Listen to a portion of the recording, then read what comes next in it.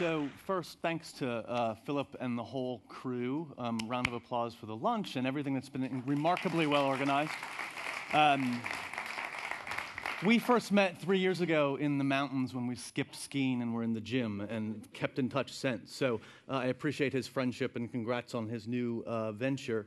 I apologize for speaking English. I have a very good German last name, but know nothing beyond my last name. And I say each time that I'm in a German-speaking area that I will get my Rosetta Stone and learn with due respect. So obviously we're going to talk a lot about Obama. I think what's also interesting is getting a sense of where you're all coming from. So I got a sense from Philip, but just from a show of hands, who's working in the political sector now? Political campaigning, a lot of politics, okay. Who's in the NGO world? And from a corporate brand perspective? Okay, so you were right. Your percentages were dead on. So I think it's what's really interesting, the realities of a U.S. presidential campaign is that this year, for example, the goal is to raise and spend as much money as fast as possible. So the goal is $1 billion, and that will all be spent.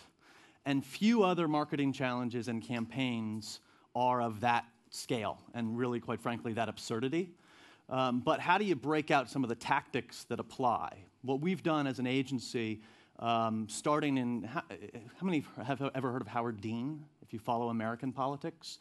So while it's not too much mentioned in here, really the planning and the magic behind the Obama campaign started with Howard Dean and his sort of come from behind, well, he didn't win, but still an unknown, taking the world by storm by way of putting digital in the middle of a campaign, raising a lot of money, mobilizing people, and really decentralizing one's impact in the campaign. You at your home could be doing something of benefit for the campaign. So really our work and the structure for our agency began 8 years ago in 2004. We then saw a lot of the political benefits of it in 2008. So the groundwork was laid much earlier. So I'm going to talk about Obama, obviously. You would all be disappointed if I didn't. But then go into a couple of other current accounts in our portfolio that show how the tactics sort of directly apply with some dramatically different brands that you'll see. So first, for everything we do, and really I would argue everything that this conference is about, it's about driving measurable results through inspiring and engaging people. At the end of the day, be it a Facebook campaign, a ground game for a politician, or a brand campaign, unless you can measure it, you really, it's just sort of air. It's hard to really tell. So how do you build a framework around what is sometimes a terrifyingly disparate set of activities on Facebook or otherwise, really driving back to sort of the core framework of metrics. Some words that I'm, preach against, not because I don't believe in movements and viral things. If I have another campaign manager or another chief marketing officer tell me they want to build a movement, and then you ask the question, well, what is the movement driving towards? I don't know. You tell me.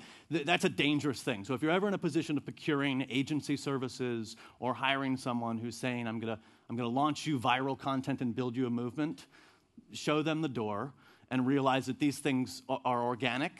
There's certainly a healthy dose of luck in it.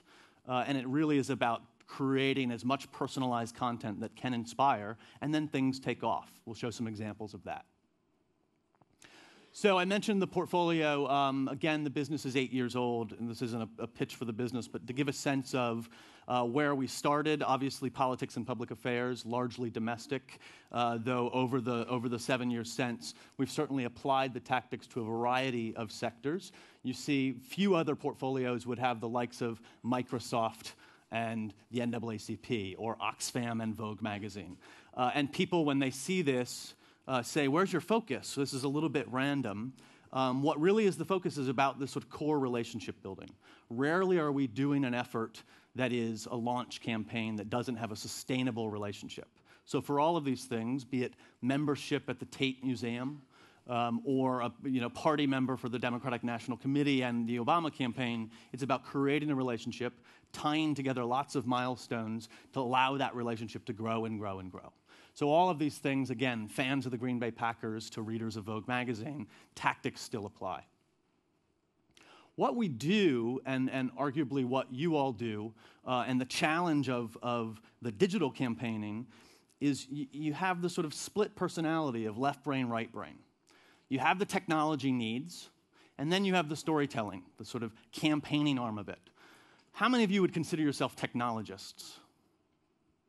Okay, I'm not a technologist. I'm not afraid of technology. I own a technology business, but I realize that without these two pieces working hand in hand, it's all sort of for naught. So the more that a campaign or a digital marketing effort is originated from a chief technology officer, no offense to the technologists who just raised your hand, too often people are leading down looking for the latest, greatest technology. What's your Twitter strategy? What's your Facebook strategy? What's your mobile thing?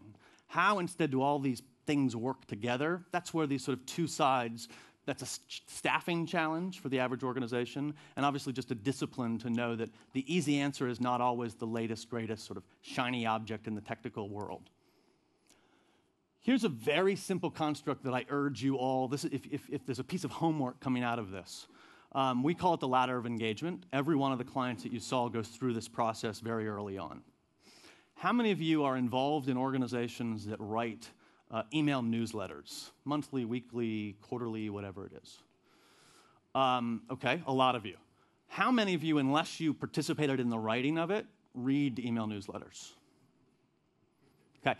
Sort of my point made, though there are distractions.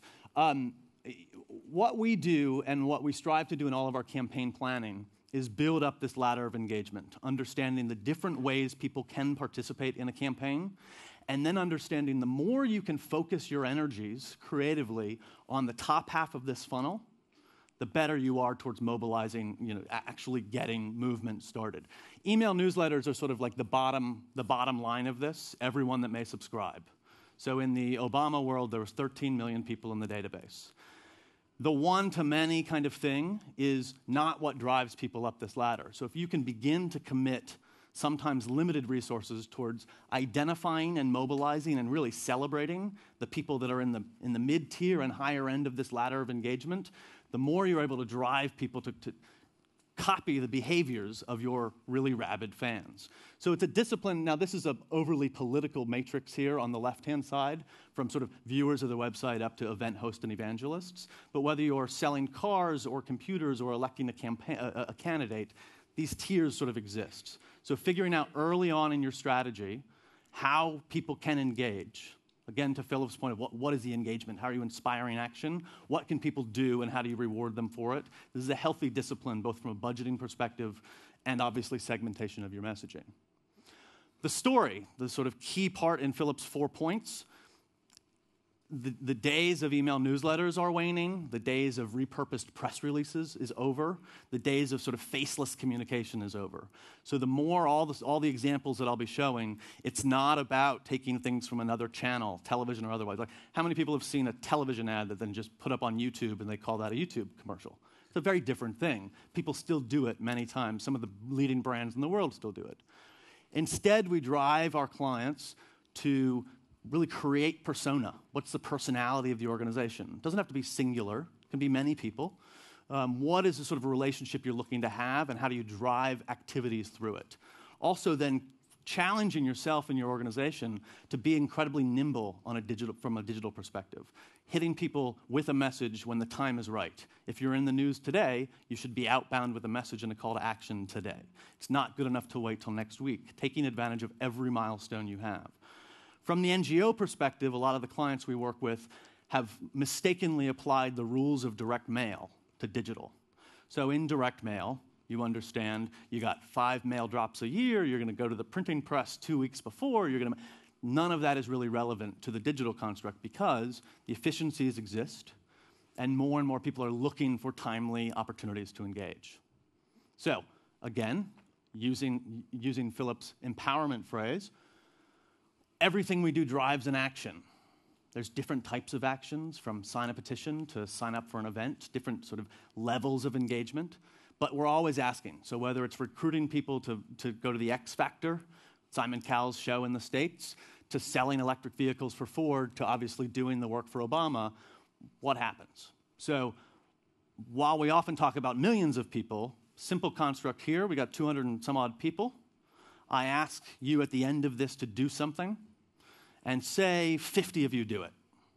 How do I then, from second touch of communication, treat the 50 of you who did what I asked you to do differently from the 150 who didn't do it? It's a very, very simple idea, but it's so often missing when people segment their audience. So we call it a thank or spank message. The 50 of you who do it will be celebrated, maybe offered something as an incentive, and the 100 of you who didn't do it will, well, get smacked by the people, recognizing more of the people who took the action. So let's get into primarily the 08 campaign, but so many of the rules and personalities exist in this new cycle. As mentioned in the introduction, for all the talk of the Obama 08 effort being grassroots-led and all about Facebook and Twitter and everything else, it was a very disciplined CRM program. The brand was very tightly managed from the top down. At the same time, we offered people many, many opportunities to engage. Those opportunities were tailored to where they were, what their interests were, what the people around them were doing, and obviously the important, different times in the campaign. So, for example, if you lived this time 4 years ago in Iowa, one of the early voting states, you were asked to do different things than if you lived in California. If you lived in California, we wanted your wallet. If you lived in Iowa, we wanted your vote. These sort of, at one point, at the high point of the campaign, there were 300 different messaging segments going on based on the individual actions and profiles. So segmentation was incredibly key. But starting from scratch, or roughly 200,000 email addresses from the earlier Senate campaign for Obama, we acquired 13 million subscribers. Those were people who signed up, as simple as giving us their email address and zip code, starting with the lowest level of, make it incredibly easy to get involved. Sorry about that. The early challenge to us, we were contracted with the campaign 10 days before the announcement address.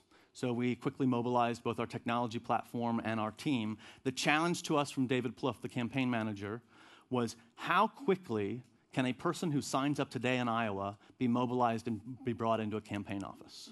So it wasn't just about fundraising. It was about how do you make digital the core of the campaign? How do you make it a real relationship instead of just spam emails going out? The challenge with Howard Dean's campaign, for those of you who recall, big online presence. When it actually funneled down into the field, the ground game, the knocking on doors and getting votes out, didn't really materialize. Didn't finish first in Iowa the way he planned. So that was obviously a big concern. Of that 13 million, I keep doing this, sorry, this is a sensitive recapping. Of that 13 million database, 3.2 million individual donors were recruited. The average person gave 2.6 times. So when you talk about sort of the retention of a relationship, getting more and more action from people, donation and otherwise, that was key. $632 million were raised, representing 75% of the money that came into the campaign. So what is a key lesson for all, and certainly was important to us, was the role of digital in earlier campaigns it was sort of an adjunct to the communications team or an adjunct to the fundraising team. What we sort of insisted, and fortunately the campaign leadership was wise enough to understand, that those two departments have sometimes competing interests. If I'm the fundraiser, I just want your money. Really. I mean, I want to win, but I just want your money. If I'm the field organizer, all I want is volunteers. Now, how do you instead sort of broker the relationship with the end subscriber to understand the right time to ask for money, the right time to offer volunteerism, the right time to celebrate the communications victories of the campaign?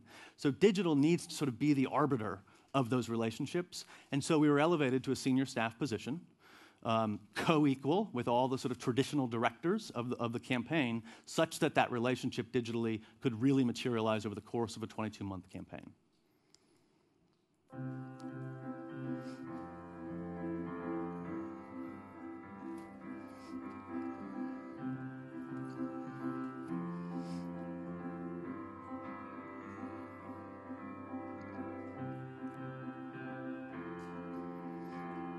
This election isn't going to be about changing parties. It's going to be about living for every other American. That's what gives me hope.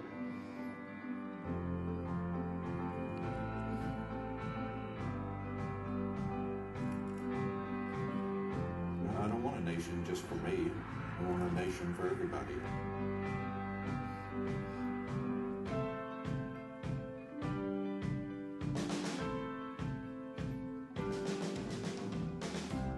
You can't walk away and not feel hope and not feel that glimmer of light again. I don't think I was ever this interested in the voting process. It's the first time I've ever felt compelled to be part of a movement such as this. I want to get them back involved in this process. The grassroots level first, and then let it go. That's going to make me happy.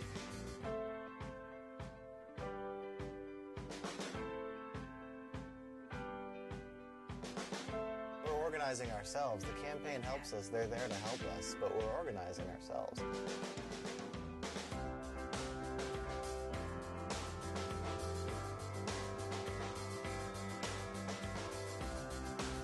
It is the relationships that we have with one another that is our strength. I think for a long time I had given up that we could work together to make change in this country. So I've been involved in politics, I've seen politicians, but this is different. Ladies and gentlemen, this is no ordinary time. This is no ordinary election. And this may be our last chance to reclaim the America we love. We are one people. We are one nation. And together, we will begin the next great chapter in the American story with words that will ring from coast to coast, from sea to shining sea. Yes, we can.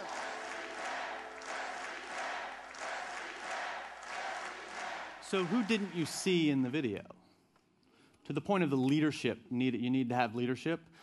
It's sometimes the invisible hand of the campaign structure. That was one of about 10,000 videos produced during the course of the campaign. When I say produced, roughly 70% of that footage was captured by grassroots volunteers. So they were instructed to submit signs of hope and change. They did either still or video. We put the music behind it. We capture good B-roll, and it becomes just another campaign asset. Very few of those, I think it was less than 200 of those, featured anything with the president. Fewer than 100 actually had scheduled time with then candidate. So it was about capturing the energy of people to best represent the brand. There's another video I'll close with later on that shows sort of the individual role in the campaign.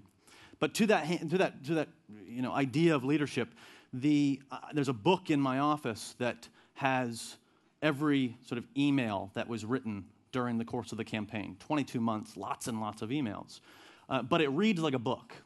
If you recall last week, I asked you to do X. Tomorrow, I'm doing, it was very timely, and these were the personalities. There were a couple more, but these were the primary personalities. David Plouffe on the lower left was definitely the most active. David Axelrod, the campaign strategist. We have the First Lady in the middle, and then the President and Vice President. They each play a role. They each are part of the story, obviously, but you don't roll out the president all the time. You have, the field operation was run by David Plouffe, and so the technical details of the campaign, getting people involved and whatnot, was a more effective message coming from him. So how do you cultivate the various personalities in your organization or your campaign, not overusing the guy at the top of the ticket? And then obviously the sea of millions of supporters became really the core messengers of the campaign. They were harnessed. They were sort of given small opportunities to do things and then celebrated when they did them.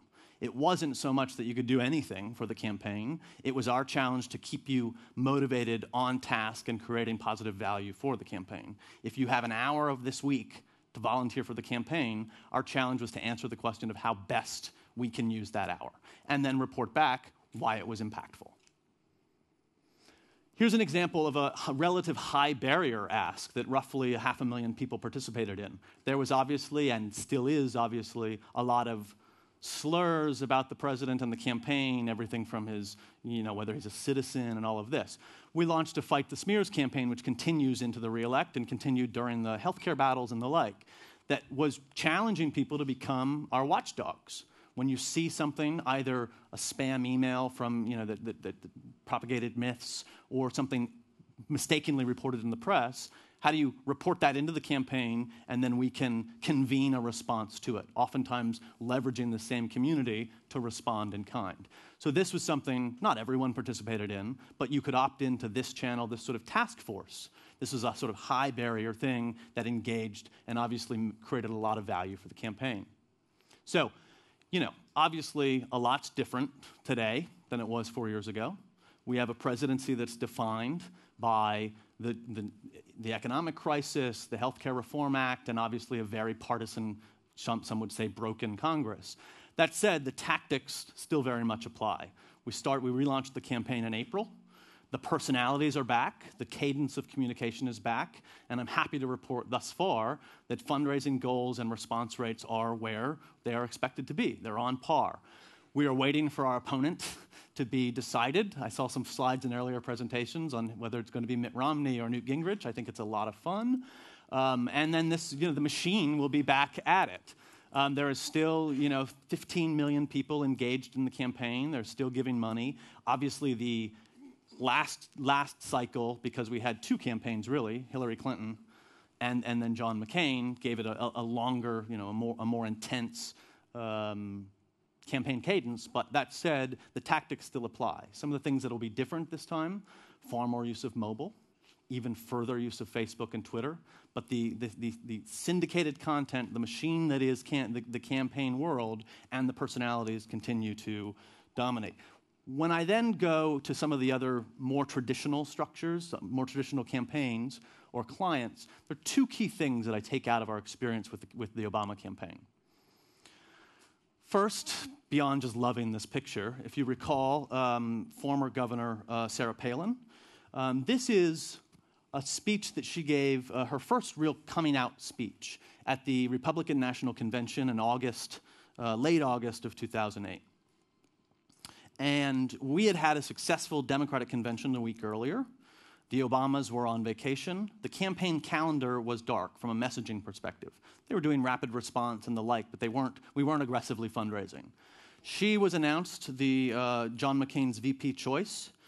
3 days later, she gave a keynote speech on the Tuesday night of the convention, if I recall. She went on I would say, vicious attack of then Senator Obama, and the whole campaign, saying that because he was a community organizer, he was by nature too liberal, too radical to be president, and that sort of mocking the notion of community organizing. So while the campaign calendar was dark, people are sitting in the campaign office, knowing that at this point, 10 or 11 million people engaged in the campaign were out probably watching this speech. That comment about community organizing was a shot across the bow. We had been telling people for the better part of a year that the very act of them knocking on their neighbor's door was how we were going to win the election and turn around the country. So calling us all crazy radicals, sort of offensive. So this little bit of copy, there were 2 paragraphs under it, but it literally was 110 words, the message. I wasn't planning on sending you something tonight, but if you saw what I just watched from the floor of the Republican convention, et cetera, there wasn't a graphic included in the email because it would have taken too long. Copy approval delivered to David Plouffe's office. This went out 10 minutes after she walked off stage to 11 million people. Again, remember, this was not on the calendar. There was no, we didn't plan on rapid response to this. This is the biggest single day of political fundraising in American history. Unplanned. So there's a couple of key lessons there. The biggest one is organizational. How can you prepare yourself to respond to these types of opportunities? The second is from an infrastructure perspective. Can you both write copy, produce the email, and get it out in time to capture this? Not only was it huge from a fundraising perspective, but if you look back to the AP reporting on her speech, if you recall, it was a successful speech. It wasn't until a couple weeks later that the Sarah Palin wheels started falling off. It was a positive review in the AP story. The final paragraph is, meanwhile, the Obama campaign reports being in the middle of the biggest day of fundraising in 18 months of the campaign. So not only was there a press benefit there, but there's also, obviously, millions and millions of dollars. Second one, think back to that ladder of engagement that I spoke of and how you recognize the people atop that ladder. This guy contacted a field organizer in Ohio and asked for the correct Pantone colors of the Obama logo. Okay? So if you think of like your enthusiast, this guy's a couple of rings above that. He's crazy, right? I mean, lovely, but crazy. We call them whacktivists. So this comes into a field organizer, and it makes its way to the campaign. And one could say, okay, well, let's, good on him. Good, he's doing. Or you can say, well, this was primary time. So we're going into primary elections against Hillary Clinton in Ohio, Pennsylvania, Wisconsin, Illinois, and Indiana. There's a lot of barns in those states. And Hillary was reported stronger in rural parts of the country, Barack Obama stronger in urban parts, and then suburban areas were slightly split. So we got a good bit of energy coming out of someone who owns a barn in Ohio. What do you do with it? Well, you look at your database, you find people who live within sort of agriculture-type counties, and you get, in the course of the next 4 weeks, 1,300 barns painted across those states. So it's not really enough just to listen. There's a lot of technologies out there. A lot of people are talking about what you can listen and find in Twitter and Facebook and whatever else. What do you then do with those nuggets? How do you sort of take that energy? Again, this guy's crazy, but you can drive people towards him because you're saying, we're celebrating this guy because he's on message, he's representing the campaign. Will you do this too? Create a little message around it, have a contest. Barns for Obama is born, creatively sparked by that very guy who wanted the correct Pantone colors. So that's Obama for a moment. Hopefully you'll now see some of the connective dots between some of the other things. Here is next, probably the biggest campaign we ran last year. I wonder, have any of you heard of this or seen this? The It Gets Better project was born off the backs of a couple of months of press stories about American teenagers, some as young as 10, committing suicide because they were being bullied in public schools. They were being bullied. Some were gay and lesbian. Others were being accused of being gay and lesbian. A friend of mine by the name of Dan Savage is a columnist and a sort of comedian type. But this was a very serious issue. He had a small online audience and his blog. He and his partner sat down and filmed a video for his YouTube channel just as a cathartic exercise in which he coined the phrase, "It gets better." He called me a day later and said that he had gotten 3 times more views on that video than he had on other things that he's done. And he's done some very shocking things as a columnist. So he was a little surprised that this very subdued video had such a response. He hit a media moment at the right time and sort of captured people's attention. So good that he had a friend that owns a digital agency. I said, this is the opportunity to not just have a YouTube sensation, but let's build a campaign around it because you actually have the chance of touching people and causing and creating some real change. So these numbers are slightly dated, but this is a year later. About 60 million video views, 25,000 content contributors from 40 countries, 4 heads of state. We got the president to do it. David Cameron did it. Tony Blair did it. Dilma Rousseff in Brazil did it. More than 100 elected officials. Many workplaces and brands sort of used this as a platform, and it became a New York Times bestselling book. The video that I'm going to show next puts it in context, gives you a sense of the tone if you haven't seen any of it. It became a commercial for Google that we did in exchange for them giving a significant grant to anti-suicide suicide prevention hotlines around the country.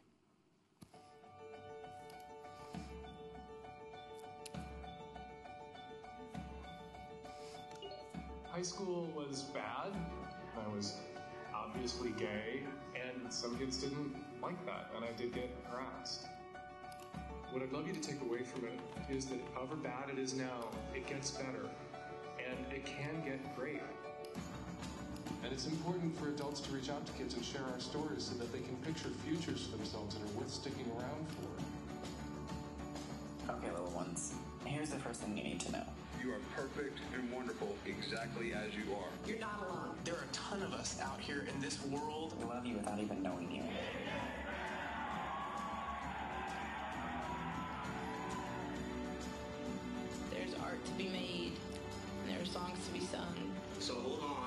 Look at me, 80 years old. It gets better with age. Listen to me. It gets better. It gets better. It gets better. It does get better. So much better. You'll be fine, partner. Your life can be amazing, but you have to tough this period of it out, and you have to live.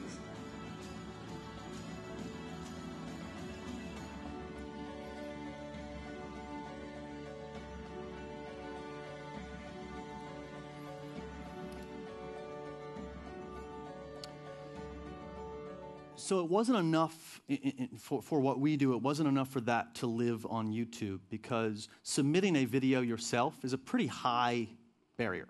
Not everyone's going to do it. But people, if given the opportunity to engage in the campaign in slightly more easy ways, maybe walked up to do their own video, but you just have the chance to keep it alive. So creating the microsite, leveraging YouTube for sure, but getting an opportunity to harness it all and collecting data. Getting email addresses, getting mobile numbers, sort of creating the direct relationship so that it's not a one-time thing that they happen to be seeing one of the videos. You can slowly tell the story of the build of the campaign, create sort of peaks and valleys in the narrative that keeps people around. So now, a year later, it's still a very active community of 500,000 people. In 2 weeks' time, there will be a 3-part series on MTV documenting the journey that has been on, and then a full documentary film is due for next year. So how do you maintain that life? It wouldn't have been possible with just one viral video. That sort of quickly gets lost in the wonders of YouTube. So dramatically different. I promised some diversity here. So for the dozen or so of you who work in corporate brands, Ford Motor Company. Not Barack Obama, right? A very traditional marketing organization, lots of money on television, launching cars. I mean, it's a different kind of thing. However, people are passionate about their cars. People are sometimes passionate about a certain kind of car. Here's an example of a person, this is not even an employee, that has a Ford tattoo. Think of the ladder of engagement. That person is way up there, maybe even above the guy who's painting his barn. But people, if you do my new car, search for images on Google, you're going to find 45 million photos of people submitting my new car. So people are passionate about the things. Mustang fans, a whole family of. For years, really starting in the early 90s, just in the way Ford evolved, the enthusiasts clubs were outsourced.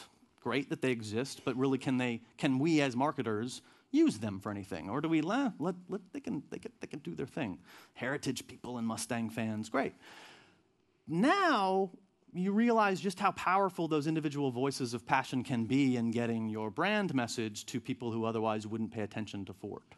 So when you're thinking of how do you get what they call conquest audiences, people that may buy Toyota or Lexus or Mercedes or whatever, how can you marshal the forces of passion? Not all people that have tattoos. I would argue that, if I'm in the market for a Mercedes, the person that has a Ford tattoo isn't that persuasive to me, but that's an extreme example.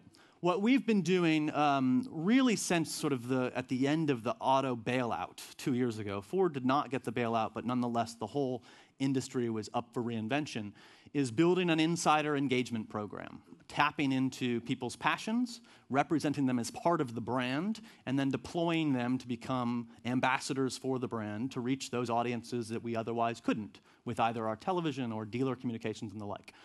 Here's the final sort of an example to go back to sort of the Obama-like emails. If prior to this campaign I signed up for or I just bought a car, I would get, hey, it's a great time to buy a Ford. I just bought one. That's not really right. Instead, how do I sort of get engaged about something directed towards me from a person in the organization with a clear sort of call to action? Directly like the Obama or It Gets Better, any kind of cause thing. Single call to action, here's what you can do today. Here's an example of how you showcase these people. Welcome, thanks for coming. We're gonna head on into the interview. Was fuel efficiency an important factor in buying this car? Oh, definitely. As all my friends would tell you, I am one of the cheapest people you'll ever meet. And whenever I was filling up with gas before, I'd have a scowl on my face. You seem very comfortable up there. Have you done this before? No, I haven't, and I'm actually terrified right now. People that you go through the different examples. Someone asked in one of the earlier talks of what it means for traditional marketing. How does all of this impact? Well, that's a television spot. They're still doing television, but you can begin to sort of represent and reward the passion of individuals by, that's a casting call, essentially, using your community of engaged activists to become part of the brand story. So that's not an actor. That's a real guy who participated in the program, talked about his love of his new whatever model that was, and then gets rewarded. That, going back to the rest of the community, shows that not only is this a digital engagement program owned by the brand, but that they're actually listening to it. They're actually noticing the actions that are taken. So from linking scientists directly to people who have ideas, bigger cup holder to a new type of windshield, like the back and forth between different levels of the organization, innovation labs, et cetera, back to the loyal audience is really at the core of this program. So it's online, offline, across social, but it's really about driving reputation for the primary brand of Ford. Another one, Anna Wintour is not Barack Obama. And in fact, Vogue magazine would cringe if they thought they were being portrayed as a grassroots organization. It's the ivory tower of fashion, right? That said, there are people that are incredibly passionate about fashion. So we had the challenge, we advised on the relaunch of Vogue.com last year. That project was underway, and we said, we're a CRM shop. We really want to get involved in the messaging. Let us take your databases for a spin. So what was the digital equivalent of that postcard that falls out of the magazine asking you to subscribe or give a gift subscription? That was essentially what their both social media and email campaigns were about.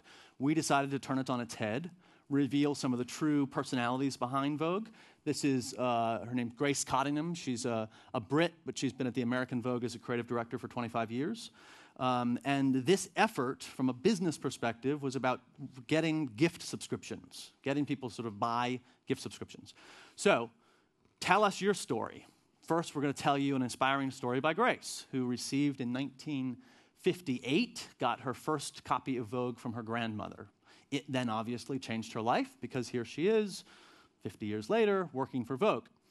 Tell us your story, right? This isn't asking you to gift yet. This is priming the audience for the eventual ask.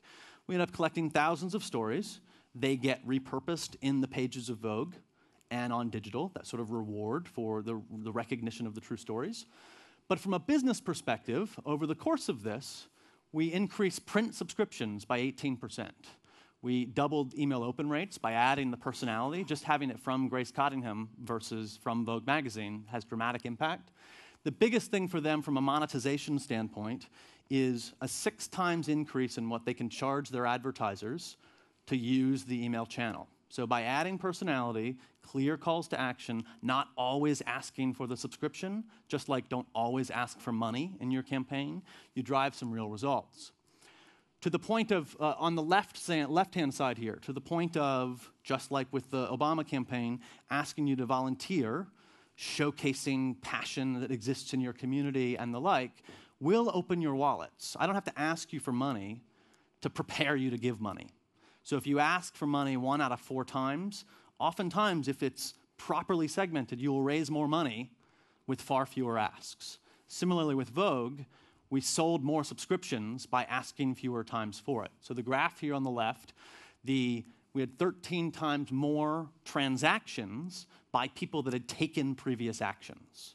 So you get the money by engaging people in deeper ways. On the right-hand side, because we are a social media agency as well, it is the connective tissue between Facebook, Twitter and the like, and email that can really drive branded action. So here is a BuzzMetrics report for a period during the Grace Cottingham Tell Us Your Story campaign of mentions of Vogue magazine and Vogue.com across those channels. You see before, it's relatively flatlined. Despite being a very powerful brand, it's not a particularly dynamic one socially. The blue circles are when we press send on an email. Your own channels directing actions towards people, in a segmented way, then drive the behavior and the amplification across social media. So beginning to think of these channels, not email as old school, and social is the new holy grail, but the connective dots between them, understanding who in your email universe takes actions on Twitter and the like, allows you to sort of engage them in deeper and deeper ways. And two final quick things. One, because the first one I enjoy, it's several years old, but it started with an email database of 330 people in Ohio. Anti-war groups say they are using technology in a new way to put grassroots pressure on lawmakers like Ohio Senator George Voinovich and others. ONN State House correspondent Dan Weiss reports. Well, these anti-war groups sent out thousands of emails inviting people to send back their audio comments about why the troops should be brought back home. The invite included a chance to record those comments at home and be part of an advertising campaign. A northern Ohio mom who has a son in the military decided to voice her opinion. My son is in uniform, and I do not want him to go back. 4 Ohioans were chosen to be part of the radio ad campaign. 2 anti-war groups, one of them Progress Ohio, sponsored the ads, and it all started with the email. So let me walk you through the steps of this. This utilizes sort of the thank or spank message. First message goes out to 330 people, asking them to call a number and give that testimony. Pretty high ask. You know, not many people are going to do that. We come back the day later, and there's 5 or 6 messages. We then, the third day, go back out to the community, showcase, listen to a couple of these messages to get a second sort of thank or spank to get a little more action, a few more people calling the number. Again, 330 people is a total pool of opportunity here. We end up getting, call it 25 total recordings, some telling us to go to hell, you know, partisanship. You don't really always get everyone who loves you. But we get a healthy dose of people. The mother who doesn't want her newborn child to grow up and, you know, to go to war. The professor at the university who's sick of seeing kids in the ROTC going to. We then ask the people on the in the audience to vote on their favorite. We cut 3 30-second spots. We ask them to vote on their favorite spot. So you're getting a couple hundred people to vote on something. We then cast a news conference in the district where the ad is going up, radio ad, news conference with the personalities, the 4 people that were part of that 30-second spot, get traditional media, that's the nightly news. All of that cost $2,500, and about $1,800 of it was the buying the radio spot, $600-700 for the press conference. So with a very small group of people, and even much smaller, just a couple dozen people actually taking the action, you are driving this kind of exposure. What ended up happening on the final message, when you feature the news conference and the press story, click here to help keep this ad on the air, the ad ends up paying for itself. Because drive time radio in Columbus, Ohio is quite cheap, and if you want to give $30 today, you can help keep the ad on the air. So a very 2-week process, a very cadenced set of messages driving people towards specific actions, thanking them and spanking them, drive to that creative offline. So it doesn't take millions of people. It doesn't take billions of dollars. It can be a very sort of fluid process with very few people. And finally, this just happened, and I like it. It's sort of out of place here, but I think it does prove a point. We do work with the Holocaust Museum in Washington. It's part of the Smithsonian. And they did an effort with the Ancestry.com recently. And they also inherited or were gifted basically a box of 3,000 photographs that were unidentified from concentration camps. And so in the whole work of the museum is both honoring but then identifying and supporting survivors, of which there aren't many left. This gentleman, so we digitized all the photographs, put it on Facebook. There's an application as well as a media campaign behind it. This gentleman on Facebook, 80-odd years old, recognizes himself and identifies that photo. He's one of 4 people, actual people, survivors that we identified through this project, and of the 3,000 photographs, to date, roughly 2,200 of them have been identified via Facebook. So that, one, tells the point of giving real challenges to people, like that. That's an archivist challenge. Open source it, get people, use wisdom of the crowds, and then realize this stuff isn't for teenagers. This stuff isn't for people 25 and younger on Facebook. This is an 80-year-old who stumbled across his picture, realized that we're now to a place, 700, 800 million people on Facebook. You need to start realizing the sort of power of the audience and the diversity of the audience. So in closing, because I'm well over, 5 key takeaways here, really from the start. Define that ladder of engagement, and then align your internal and consultant resources around that, driving to recognize those barn owners, those sort of people at the top, because celebrating them drives more activity than you ever will on your own. Validating the online support with offline engagement. A digital campaign in itself isn't really enough. Having to, showing the value and the integration on a campaign or even with the brand is incredibly important. Integrate channels through your story, not just with technology. So creating calls to action across the channels. Optimizing your processes to allow for timeliness. And then the blessing and curse of digital is that we know right away what's working and what's not. Having that sort of testing mechanism in place, you can constantly be refining and improving, optimizing your campaign. I have one more short video just because it's back to Obama, and I think it's a particularly inspired one. It was the most watched video of the campaign, and you'll notice again who's, for large part, missing from it. I might have to click this one. No. Because I saw what Roosevelt did when he first came in office. My mother would have lost her farm. We'd have lost everything we had if it hadn't been for President Roosevelt being elected to office. Charles started volunteering with us here about 4 weeks ago now. It was right after his wife passed away. He'd been married to her for 69 years, and he has been helping us with the front desk, greeting folks, signing them in, making sure they feel welcome here. He's one of the most amazing people I've met on the campaign. He saw our raffle box that we had set up for every volunteer who came in to help us was able to submit a raffle ticket to be pulled at random, and the next day was the day that we pulled the winner, and I stuck my hand in the big box and swirled it around at random and pulled out Charles Alexander's ticket, and everyone was just in shock. Everyone in the office said if one person out of Boulder County, out of Colorado could meet Barack, this was the guy that absolutely deserved it. And we told him the next day, and he looked at us and he said, "Are you pulling my leg? Are you kidding me? I've never won anything in my life." Oh, that's the greatest thing in my life. I tell you, I never did think I would meet someone going to be the president of the United States in my lifetime. And he is such a lovely person. He's the same in person as he is on TV. And if he get to be elected president, it'll be one of the greatest jobs this country people ever done for this country.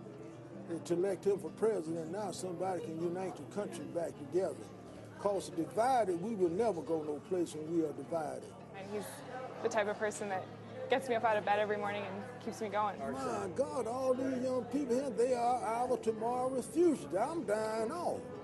Everybody my age is dying off. Everybody. The next 4 or 5 years, I probably won't be around. These young people gonna take the lead. That's what I love about seeing all these people in here volunteer, because they are our tomorrow's future. They are my grandkids' future, their great-great-grandkids, the young people that you see here today. God knows, and I've seen a bunch of them. They are really a wonderful people. They're just as friendly as they can be. They are real united people. And that's what this country really be now, 100% united. And I just think that Barack Obama is a person that can do it. Shot entirely on a Handycam in the Boulder field office. The gentleman came into the campaign office after mourning his wife. You heard his wife had died after 69 years of marriage. She had signed up to the campaign months earlier, and when checking the email, he thought it would be a fitting testimony that he would pick up her volunteerism for the campaign. Identified through the Boulder field manager, said just submitted a video, again, one of the sort of 10,000 videos that were submitted during the course of the campaign, and rolled out towards the end, and Charles was celebrated for it. So that's my story. I really appreciate the attention and the questions that we're about to start. I'm sorry, Philip, for running a little over.